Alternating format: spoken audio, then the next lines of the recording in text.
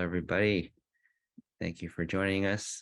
For those of you guys that are joining us in China, good evening to you. And for those of you guys joining us, if you're in the US, nice and early good morning to you. And if you happen to be somewhere else, I hope you're having a good day. My name is Devin Lau. I'm the Associate Director for Yale Center Beijing, and I'm very happy today to be joined by Professor Ivano Dal Prete for what promises to be a very fascinating talk. Quick introduction about Yale Center Beijing. We are established in 2014, and we are Yale's only university-wide center bringing together academia with the general public, and we've had a good time throughout the pandemic introducing all the different work that goes on at Yale to our audience here on Zoom. And we've done everything from astronomy to art history to economics to biology to drama to music. And so good to have a talk more in my personal wheelhouse, as I was also a history major in college. And so today we'll be talking a little bit about the intersection of history and history of science and religion and society and philosophy. So I think it'll be a very interesting talk. As you all know, it would be great if you would be able to turn on your webcams if you're able to. That would always be an advantage to be able to see some people and to be able to interact with people in whatever limited capacity that we can. It's always better than staring at a blank wall of names. So if you're able to turn on your webcam, it would be much appreciated. Let me introduce our speaker for today, and then I will turn things over to him. Professor Ivano Dal Prete is senior lecturer and currently director of undergraduate studies in the History of Science and Medicine program at Yale. He earned his PhD from the University of Verona in Italy and has taught and conducted research at many places around the world, including the University of Minnesota, Columbia University, the Harvard Center in Florence, the Huntington Library in Southern California, as well as the Italian Academy for Advanced Studies in America at Columbia University. His work has been published extensively, and it's covering social and cultural history of early modern astronomy, earth sciences, scientific networks, and science and religion. And perhaps more interestingly, he is an active amateur astronomer who has a soft spot for Saturn and Mars, as well as has himself co-discovered several asteroids. So pretty interesting side hobby there. And then from what I understand, in his next book, he will be turning his attention to the other Earths in the sky and to the fascinating cultural history of extraterrestrial life. But before we get to that next book that he's working on, we want to talk about his latest and just recently published book, which he's been working on. So I'll turn things over to him so that he can tell us all about it. Thank you, Devin, for this wonderful invitation. I correctly. And please let me thank you and let me say that I'm really honored to share my recent research with this public. And I will start from the very beginning. I hope that you can see my first slide, which is just my face and the cover of my latest book on the edge of eternity, the antiquity of the Earth in medieval and early modern Europe. Now, one of the most important narratives in the history of Western civilization is the rise of scientific rationalism between about 1500 and 1800.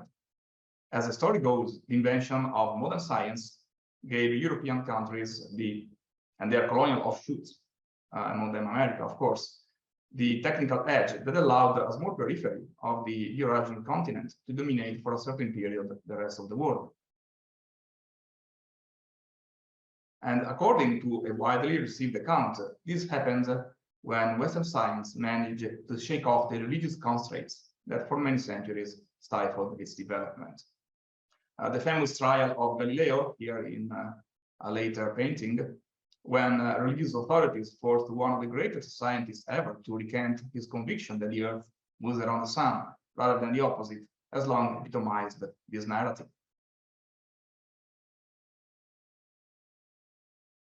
A similarly important place has been reserved to the 18th century discovery. And I use a quotation mark because I do not agree that it was the discovery, as we'll see, but the discovery of the depth of geological time, that the fact that the Earth is extremely old. As historian Paolo Rossi put it in his classic The Dark Abyss of Time, man in Robert Hooke's time, that would be the late 1600s, Robert Hooke was a contemporary of Newton, had a past of 6,000 years. Those of Kant's time, that is the German philosopher Immanuel Kant, in the late 1700s, were conscious of a past of millions of years. Of course, most human cultures, and I guess even Chinese culture, could hardly find it problematic that the Earth might be billions of years old. But this was supposedly unthinkable in the Christian West, since the biblical book of Genesis describes a creation of the Earth by God and of life taking place over 6 days, no more than a few thousand years ago.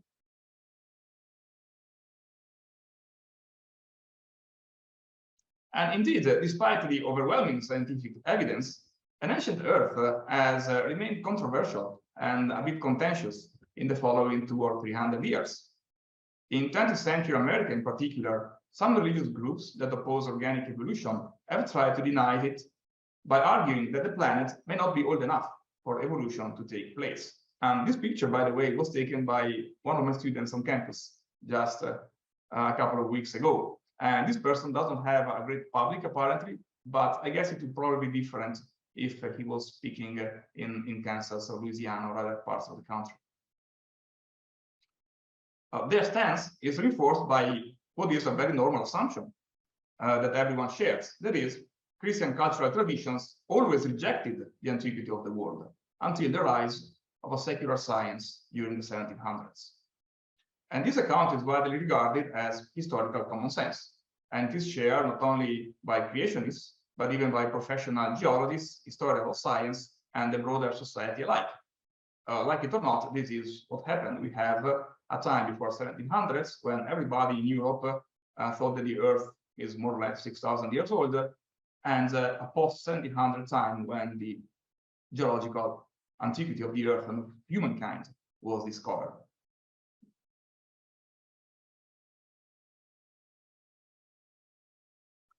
On the Edge of Eternity intends to demonstrate that this fundamental premise of the narrative of the rise of the modern Western civilization does not have any historical basis.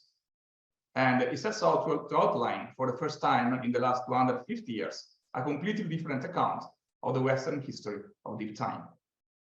Against received notions, this book claims that first, medieval and early modern Earth history was a complex, sophisticated, and controversial subject. There was nothing like a uniform belief that the Earth is 6,000 years old, and that's it. No, there was the existence of a variety of different sources and approaches, and the Genesis account of the creation was there, but of course, it was just only one of them. Many others advocated the plausibility of an Earth of indefinite age that could accommodate even extremely long geological eras. Second, and to me extremely important, those alternatives or even complementary views to Genesis were not restricted to the learned elites. Vernacular literature, that was the rough equivalent of our popular science, so as to speak, spread the theory freely even among working class or social groups who did not receive a formal education and were not conversant in the scholarly language of the time, that is Latin, that language in medieval and early modern Europe that had to be learned, and that was the language of the church and of an intellectual elite.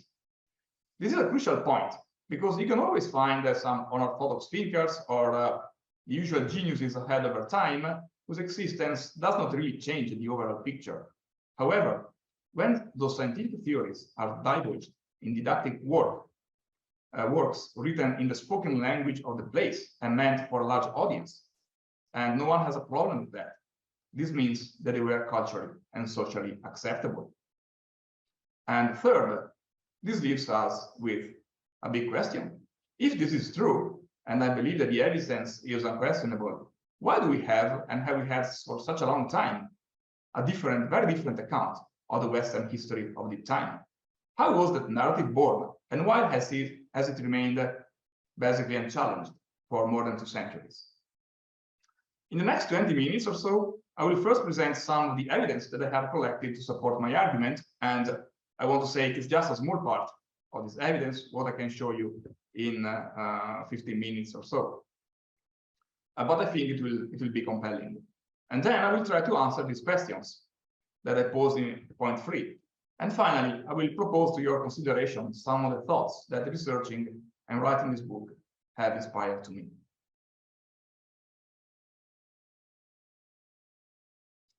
Most of these examples come from a relatively small area in central and northern Italy, and from places like Florence and Venice that are probably known to you, or Arezzo, that is a much smaller city, about 35 miles south of Florence. So a small place, but the fact is, starting around the year 1200, the economic and political environment in this area became particularly conducive to the production of scientific texts in the vernacular that I was especially interested in. So this is the best place where you can find these kind of sources. There are a few other in Europe, but none is as good as this one.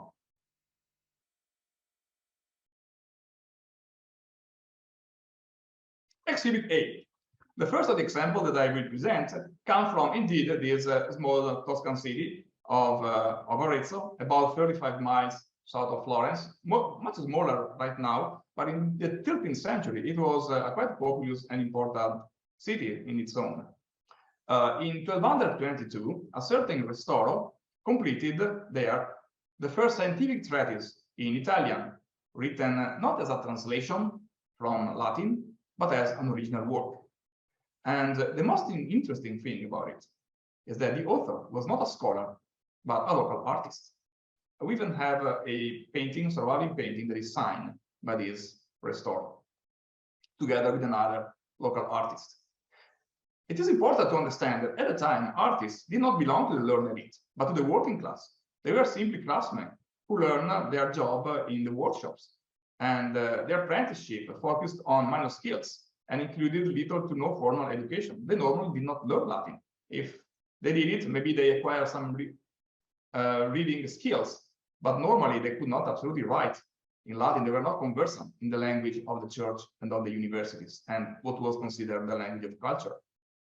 And yet, this manual worker seems to be perfectly comfortable with an entirely secular approach to the study of nature and with an earth of undetermined age. As he writes in his book, the causes of natural phenomena should be assigned not by way of miracles, that is, direct intervention by God in the world, which are above reason, but only by way of reason and similitudes and reasonable examples and rational examples. Sorry. Now, this does not mean that he was not religious. He just thought that, well, religion is religion and science is science. His works makes it clear that he feels no need to interpret the book of Genesis in a literal way when it comes to interpreting the natural world. And indeed, Restoro's Earth is a body of indefinite age, characterized by cyclical floods and droughts that sweep away from time to time entire civilizations and alter the geological landscape. So, for example, these periodical great inundations of the sea are the reason why we can find fossils of marine creatures in it.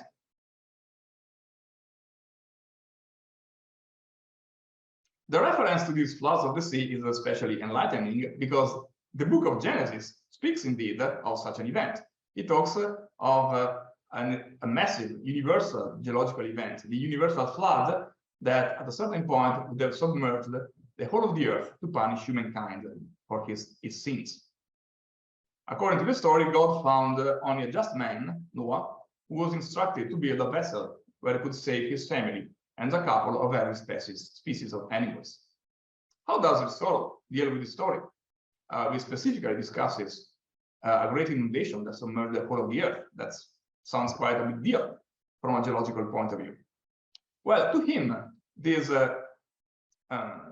flood described in the Bible was simply the latest occurrence of the largest and most devastating kind of natural floods that periodically scourge the earth. God also used that particular instance to punish humankind, but the phenomenon itself is natural. It is caused by astrological forces. When the planets align in a certain constellation, you could have this kind of inundations.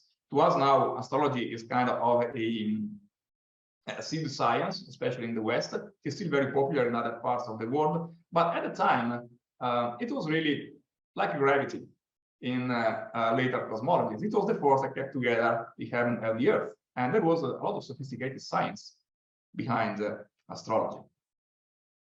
And as Aristotle remarks, if in those parts of the earth where a great flood is going to happen, there will be some wise man who knows well the science of the stars, he will provide for himself and his family, like that wise man Noah reportedly did.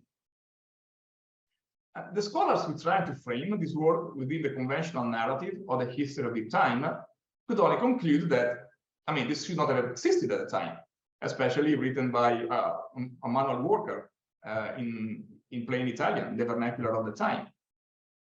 And so they concluded that this must have been a highly unusual and unorthodox book, almost borderline heretical. On the contrary, once you place it in the context of the scientific literature of the time and you bother to read what was written at the same time on the topic, this approach appears to be absolutely normal.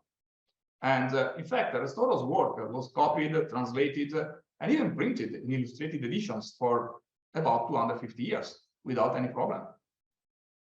The fundamental principles that natural phenomena should be explained through observation and reason alone, that the Earth is a body of undetermined and possibly very great age, periodically devastated by exterminating floods, and that the surface of the Earth is the product of erosive forces over a long period of time, seems to have been ubiquitous and entirely unproblematic.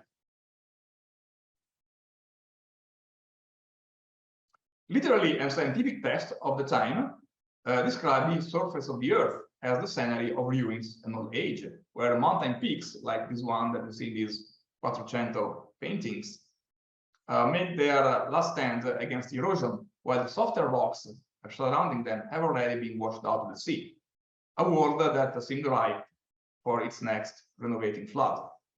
What I called in another article the ruins of the Earth were ubiquitous in Renaissance pictorial landscapes, both in Northern Europe and in Italy, but especially in Italy, like this one that was painted in 1454 by Andrea Mantegna, one of the masters of the Italian Renaissance. And these ruins of the Earth were usually painted together with the architectural ruins here that have long attracted the interest of art historians. Now, those rocky landscapes represented idealized forms. Historians of geology with a geological background have tried to find the exact equivalent of these rocks. They are not photographs. Okay, this was not their aim. However, they did embed the common understanding of the Earth as an old decaying body scarred by the passage of time. Again, this is one painting, one example among hundreds that I could bring here. And this brings us to Exhibit B, namely the writings of another artist that lived about 2 centuries after Aristotle, but managed to become way more famous. He is the famous Leonardo da Vinci, the celebrated author of Mona Lisa, but also a bold engineer and the author of outstanding geological and paleontological observations that you can still read in his notebooks.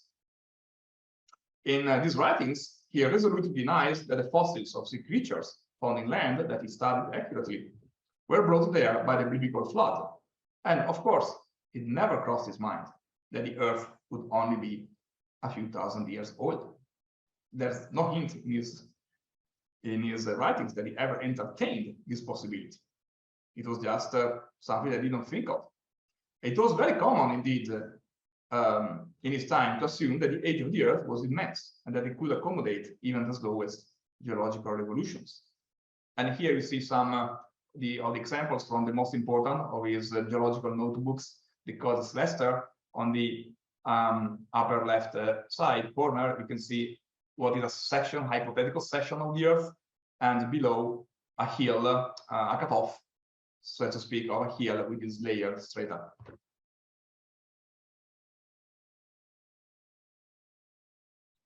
Leonardo never discussed the age of the Earth or the duration of its geological cycles, not because he did not dare to, as it is often written, but because it was not an issue at all. His Deluge studies, some drawings that he made late in his life, are not intended to represent the flood of Genesis, but just one of the periodic floods that submerge a part of the Earth, or perhaps the whole of it.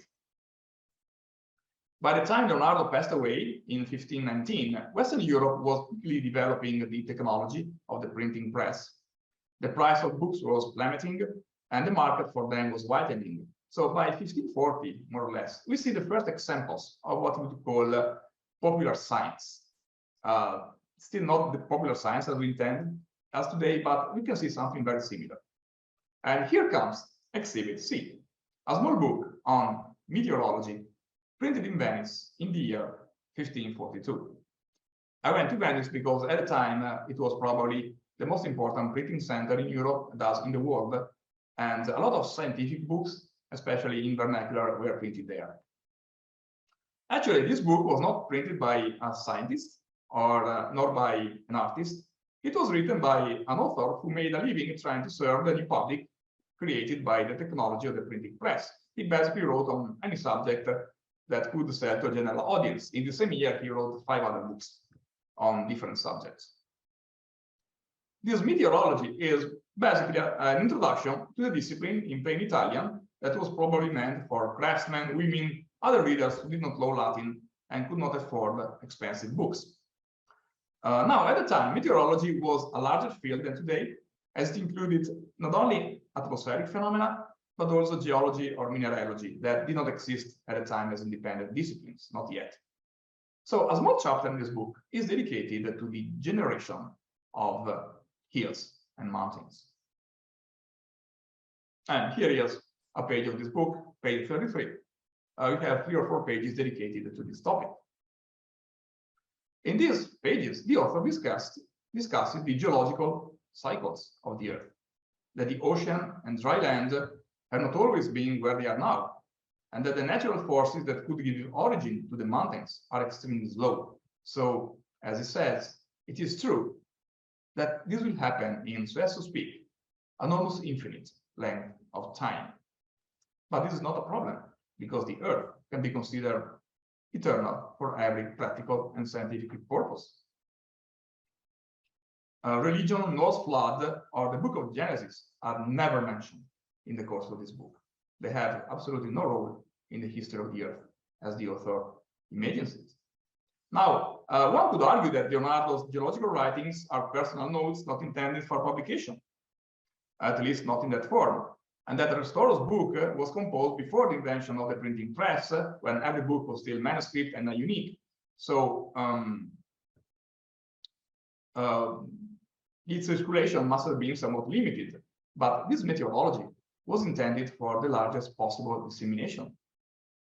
What the author did was simply to take a compendium for university students and further simplify it for a general audience, but without changing at all its overall approach. This was simply the scientific common sense of the time. This is why books like this have long been ignored by historians of science, because it is not the kind of books where you can expect to find scientific breakthroughs, right? Just the scientific common sense of the time. The fact is, scientific common sense of the time can be different from what we thought it was. And this is why this kind of literature can be extremely important. Now, by and large, those theories were not perceived as a threat by religious authorities.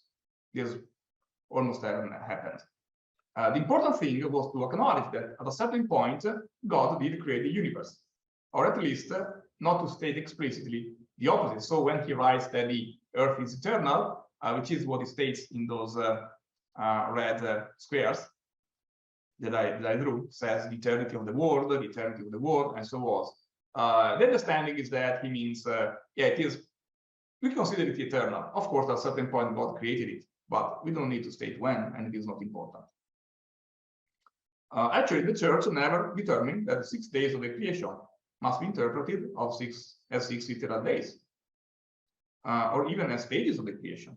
It was always possible to consider the Genesis account as a moral story, whose core teaching is that there was a beginning and there was a creator, and everything else, more or less, was negotiable.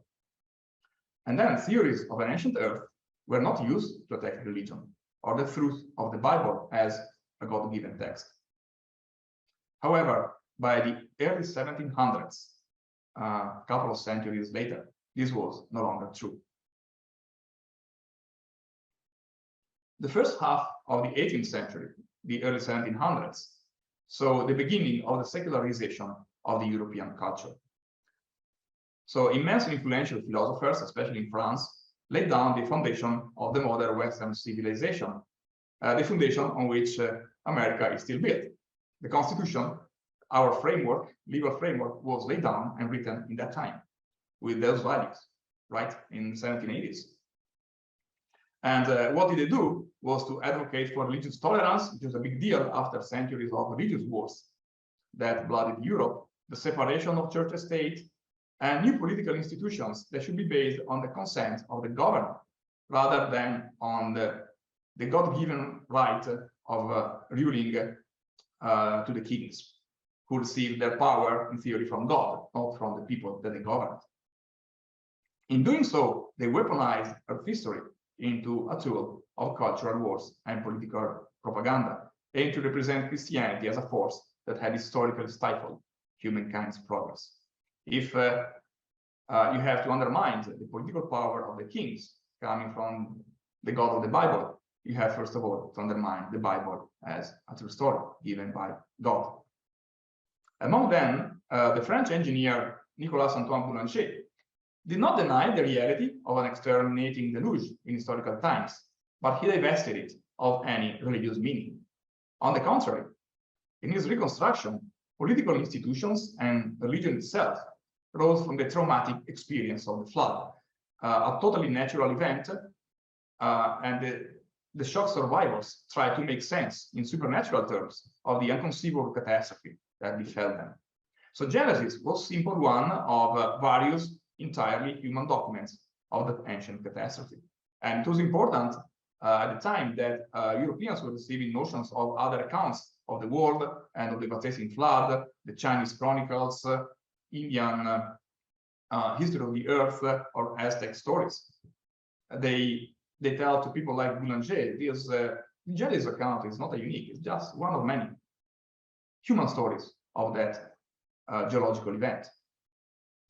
Every government since the flood had been just a form of theocracy, enabled by the religious sentiment issued from these incomprehensible natural disasters. By making humans morally responsible for the flood, something that happens because of their sins, and for the flawed political organism that oppressed them, the church perpetuated their subjugation.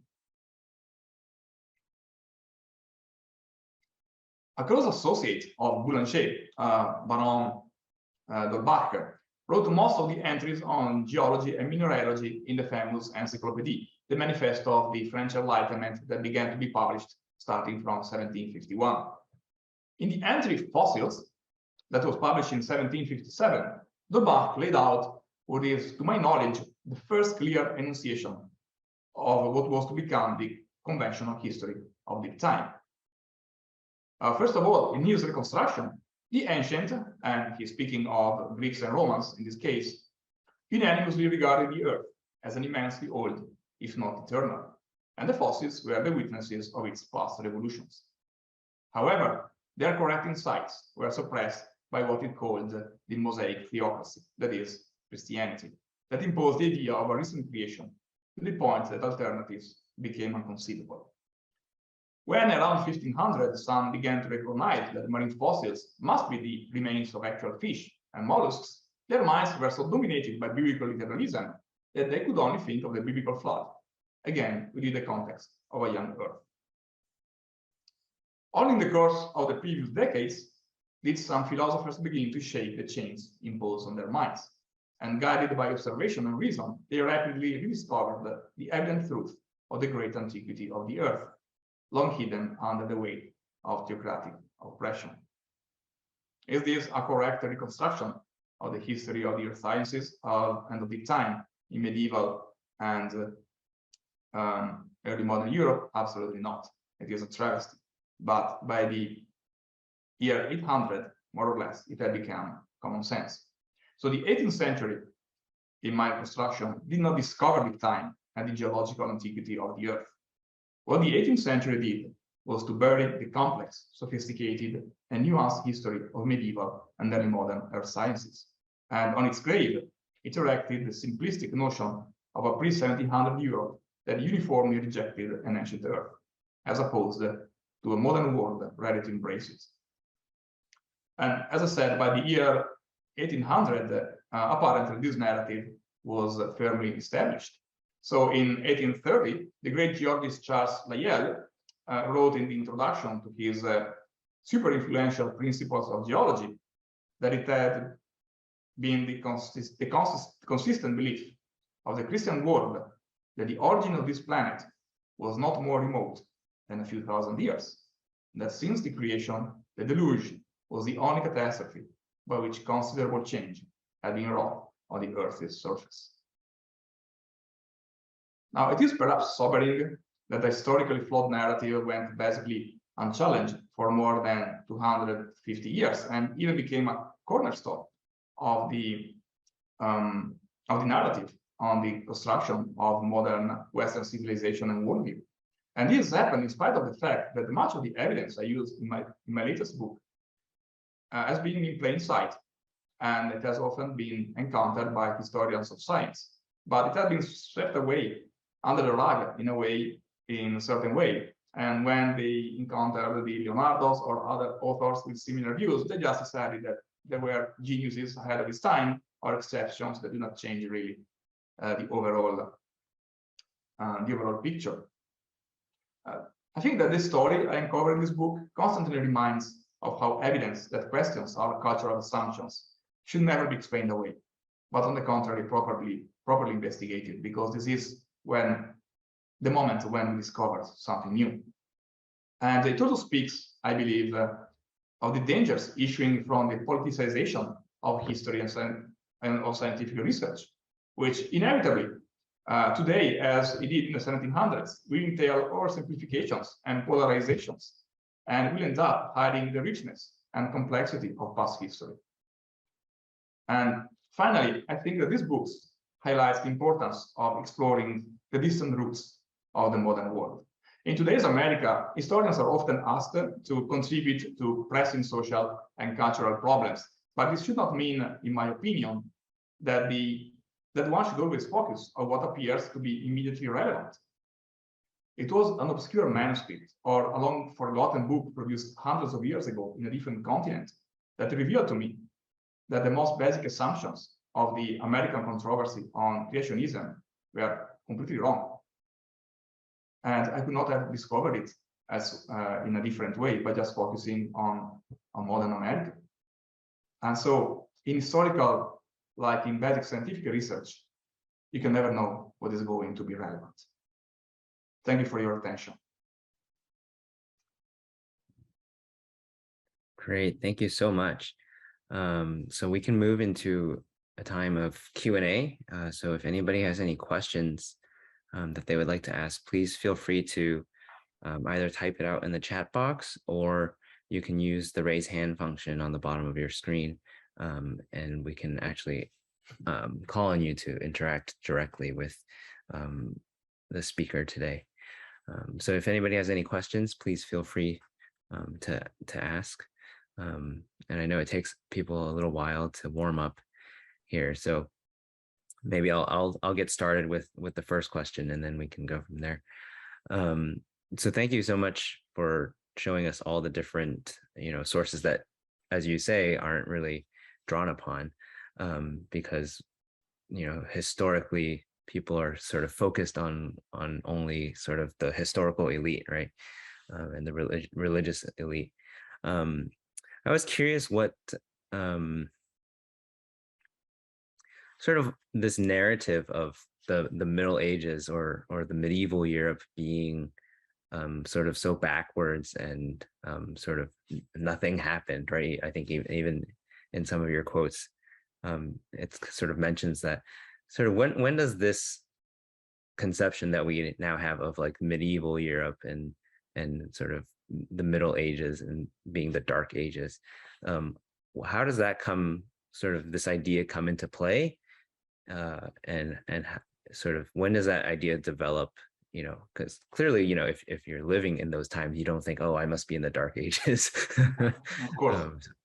So how does that concept sort of develop over time, and sort of to what ends was it developed? Yeah, it really starts here in the early 1700s. So around 1700, there is no such idea around. So we have I started focusing on the 18th century as the time frame that when this narrative must have arisen, because I had these two unquestionable data points. In 1700, no one thought that there was that the antiquity of the Earth was just being discovered there. Mm-hmm. Okay, they all knew that there was this old tradition, and there existed this chronological tradition in Jewish, Arab, and even Christian civilizations, where you try to figure out the exact time of the creation, that you assume that those days might have been actually days. And so you decide, for example, that the world was created on March 25th in the year 404 BCE, probably at 9 a.m. Mm-hmm. And this tradition absolutely existed and was very important. And everyone and lots of people worked into it. Isaac Newton, for example, wrote a book on chronology. His latest posthumous book that was published after his death in 1728 was a book on chronology, not on physics or mathematics. But this existed alongside other different traditions. One important thing that I didn't mention here, but it is actually pretty important, and I deal with it in my book, is that in the course of the 1600s, there was an increasing use of the Genesis as a source in Earth history. And so there was started this idea that maybe you can find actual scientific evidence for this universal flood that happened in historical time. And if you do, then you don't need any longer an old Earth, because this could explain perhaps the sequence of strata and the origin of fossils. And the first of these diluvialists, it is how they were called. In 20th century America, it was called the flood geology. But it really started in the late 1600s. And the first of these diluvialists was actually one of the fathers of modern geology, the father of, who was considered the father of stratigraphy, Niels Stensen, who published his works in the late 1600s. And as a convinced believer, he thought that his examination of Earth strata, especially, actually did confirm the truth of the Bible. And so in the late 1600s, there was this movement that was new at the time. That doesn't come from the Middle Ages. It is relatively recent. And that's to confirm revelation through the use of scientific evidence. And this is how stratigraphy was born. Really, there are these documents when, for example, geologists visit the pits of their hometown with in their hands the chronicles of the city, and they begin to date strata using them. Oh, so for example, if you take someone who lived in northern Italy, at a certain point he found a strata with burned wood and so on. Oh, this must be when the city was burned by the barbarians when the Roman Empire fell. Also, this must be around the year 400, and so on.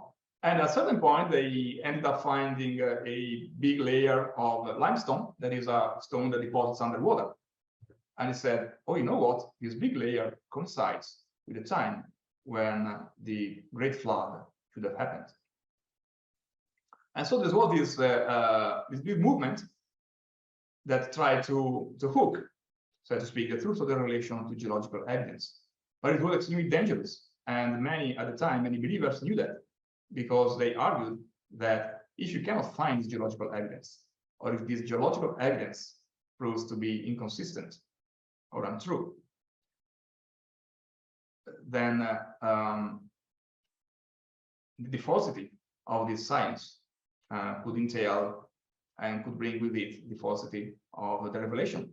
But because anchoring is not faith, it's not something we believe in, the faith, but because we have this evidence. And this is what these philosophers like Boulanger began to exploit. This was his weak point. And they said, if you can tear down this construction that science actually confirms the Bible and the account of Genesis, then we can tear down Genesis with it. But there is another element that was missing, and this element was a history of Western civilization in general and of deep time in particular that presents the centuries dominated by the church and by the religious thinking as indeed dark ages where no real progress was made. And they use this, they turn this delirialism not as something recent that had been around only for a few decades, but as the normal approach of Christianity to Earth history, which was not. It was not in any way. It was pretty recent. And they constructed this narrative. And they did so not out of sheer deception, I think. It is not that simple. What happened is that they were fighting the fight.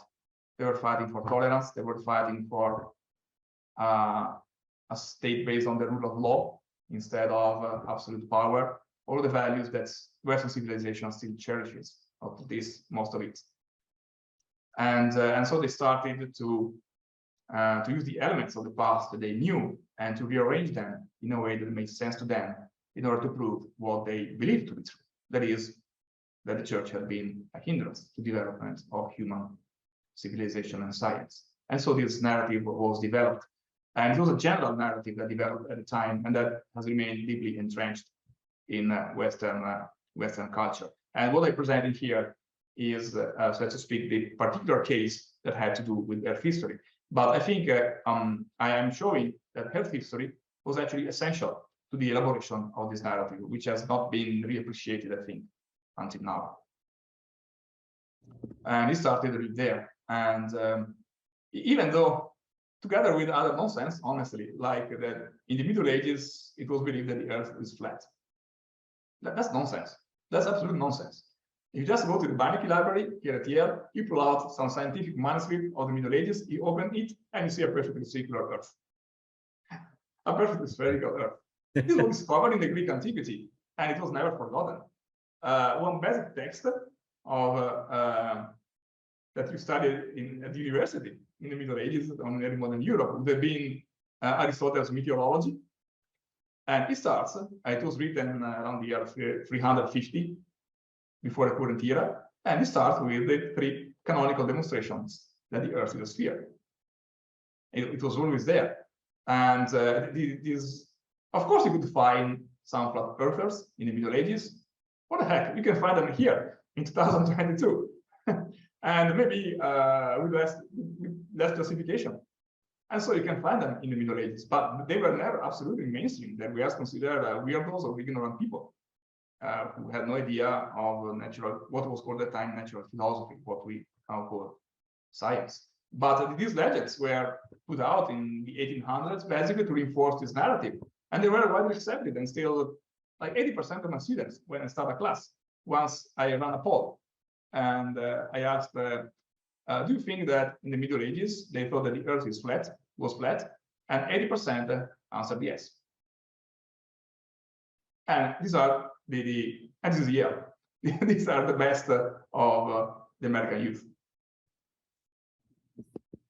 Yeah, it's so interesting that there's been this like pervasiveness of these ideas. So see an question. Okay, then the question, I think. Patrick, Professor, why do you choose On the Edge of Eternity as your title? What does it mean? Oh, that's a good question. I explained it in the book, of course, somehow. So I explained it on the Edge of Eternity because the common idea was that almost everyone accepted that the Earth is very young. And the alternative would have been what ancient Greek philosophers, especially Aristotle, was very important in Western culture and even in Islamic culture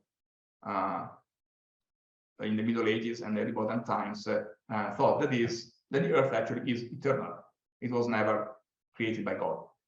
It was always existed. This was a theoretical view, but it was nonetheless thought because there was a lot more freedom, intellectual freedom that we think. But the assumption was that, of course, the Earth is not eternal. You can teach it as Aristotle thought, but not really believe it.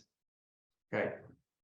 My book points to a third alternative that actually existed. That is an Earth that was created. So we're not hereticals here.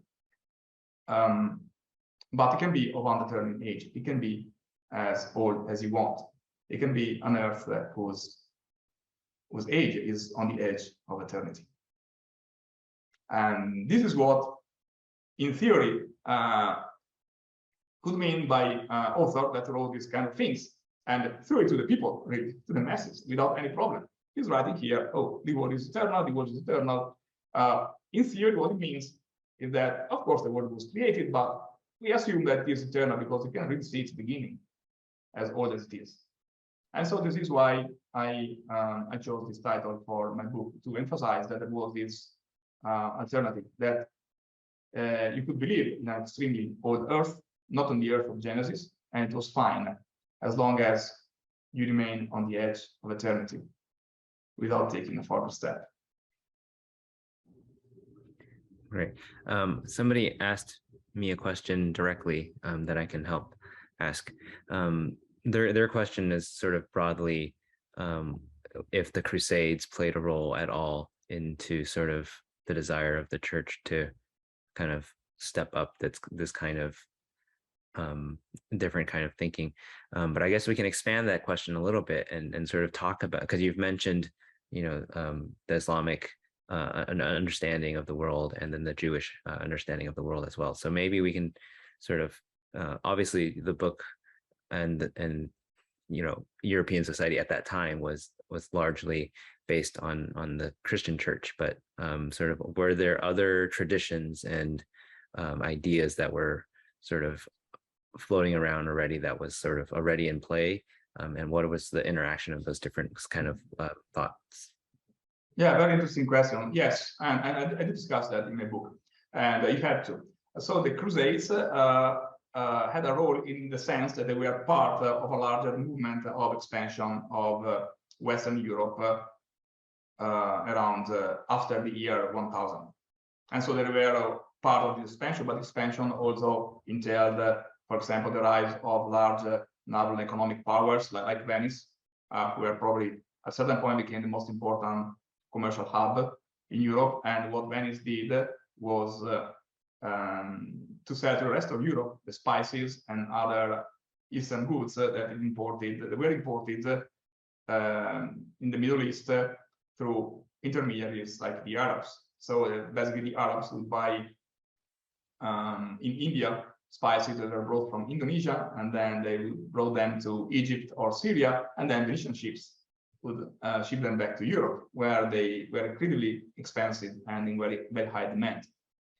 And by doing so, they wrestled the military control of the Mediterranean from the Arabs that had controlled the Mediterranean for a few centuries. And this larger movement was also a movement of cultural expansion. What happened is that these contacts made it possible for Western Europe to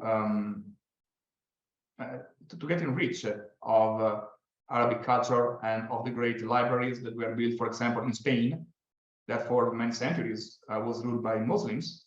And one of the great philosophers that Christians often refer to when it came to interpreting correctly Aristotle was Ibn Rushd, also known as Averroes, who lived in Cordoba, in southern Spain. And around the year 1100, they started putting their hands on these libraries and to interface with the Arabic tradition. Now, the Arabs had translated into Arabic a lot of Aristotle, Plato, and other great philosophers of the antiquity, centuries earlier already. And so Western Europe received all of these ancients, their own ancients, especially the Greeks, not directly, but through the intermediation of Islamic culture. And in translations from the Arabic, not from the Greek, at least for a few centuries. And so there was this fundamental interface. And it was absolutely essential to the development of Western natural philosophy and Western science. Sometimes I think that lines are drawn too sharply between the West and Islam and China and so on. Because it's not how it happened. Western civilization, Western science was built upon these Arabs. And these Arabs interfaced Europe with a much larger world that stretched from like Indonesia to Morocco and to Spain. And for example, one of the largest authorities when it came to the history of the Earth, to the origin of layered rocks, or to the idea of the perennial cycles of the Earth, which is a basically indefinite age, was a Persian philosopher, Ibn Sina, which is called in Avicenna in Latin sources. But he was a Persian philosopher that lived around the year 1000, mostly in Isfahan. And he was revered as a great master until the 18th century. Still in the 1700s, if you want to take your degree in medicine, you had to study your Avicenna, as it was called. There is Ibn Sina. And around 1500, there was indeed a preoccupation that these people that talk of the world being eternal, yes, in theory, they should add that, well, this is not, of course, what the church teaches, but they never write it. And so there was a preoccupation that, I mean, some plainly heretical ideas like that the world was not actually created were spreading, and that there was a bit too much of intellectual freedom. But who is the main reference of those Western philosophers that think of that use especially Aristotle and his worldview as the foundation of their philosophy? That was Ibn Rushd, who lived about 1 century after Ibn Sina in Cordoba, in Spain. He was Averroist, he was called in the Western sources. He was the leader of these so-called radical Aristotelians, those who really smells like heresy, so to speak.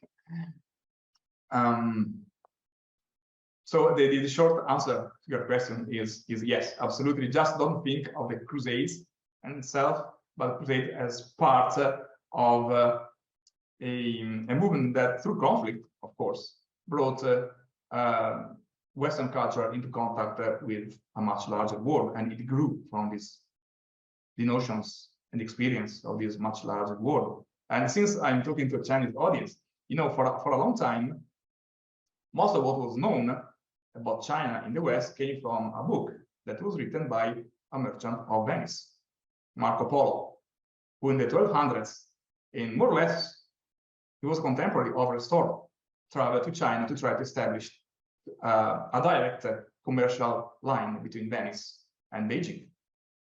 And he stayed there for like 20 years.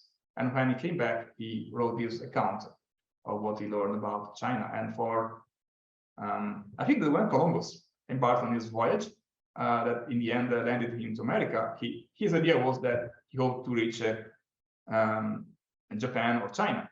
And so he had a copy of Marco Polo's Book of Marvels with him. Right. There's another question in the chat box. The chat says, from the Bible, Noah heard about the flood by listening to God, not by looking at the constellations. If this were true, no one else would have survived except Noah's family. What's your opinion about this? And I guess the general sort of bigger question then is sort of how literal did people interpret the Bible, and sort of, you know, and then in the broader community, how does that play out? Yeah, yeah. This is this question by Aya, I think, is correct. Noah hears about the flood by listening to God, not by looking for constellation. And actually, this author, this restorer, does not question this account. What it really means here is that Noah received this advice from God directly, okay, not by looking at the constellations, okay, and he accepted that because this is what the Bible says. What he's saying is that this knowledge, in principle, was attainable even through human means. Why? Because God operates in the world normally not through miracles, but through the laws of nature that he himself had instituted to nature. This is absolutely not a secular or atheistic book, not in the least. He speaks many times of how the creation is wonderful work of God and so on, but it says religion is religion and science is science. When it comes to science, he won't interpret the world in natural terms, knowing always that God is up there and he is the root cause of everything, but you leave it to theologians. You deal with the creation here, and you study it through natural laws and through observation and reason. So what happens is that as long as you do not use these science, let's speak, to question fundamental truths of the Bible or to impinge into the domain of theology and of the church, you will be basically fine. So there is an episode that happened about 1 century later. So a university professor, we are talking the year 1390, about 1 century later. A university professor was summoned by the local bishop, who was also the president of the university by default. Why? Because apparently he was going around saying that Noah's flood was a tale that no one could believe. The old story of Noah putting all of these animals into the ark and so on, and the flood being universal, it was an old story that no one could believe. And so he was suspended from his chair, and the bishop wanted him to clarify what he meant.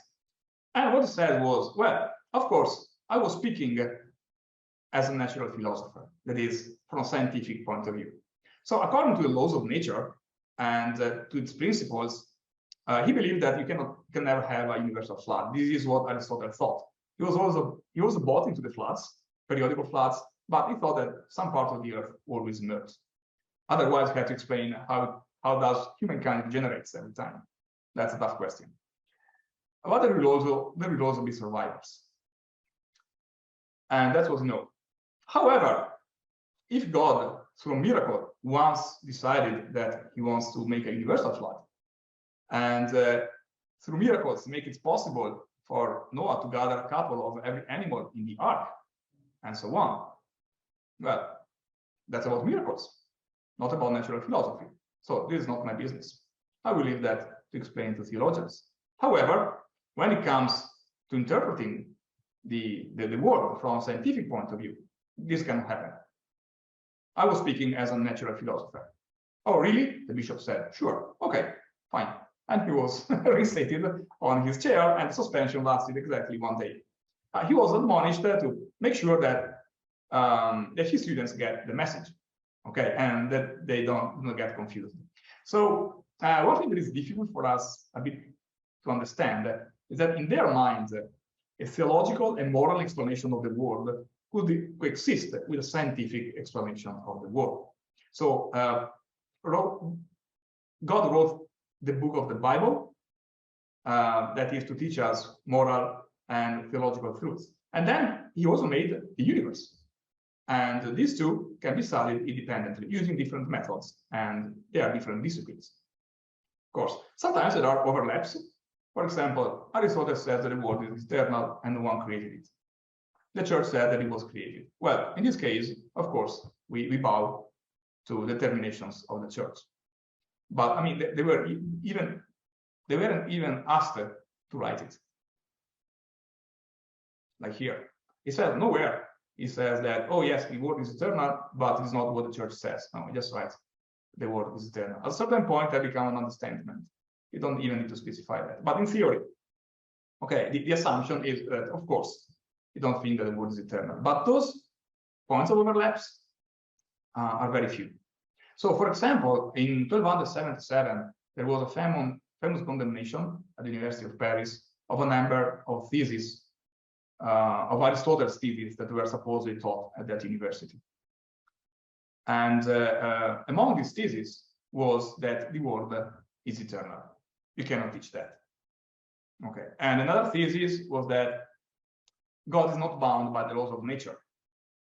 One of the things that Aristotle said is that he thought it could be demonstrated logically that you can only have one world and one earth.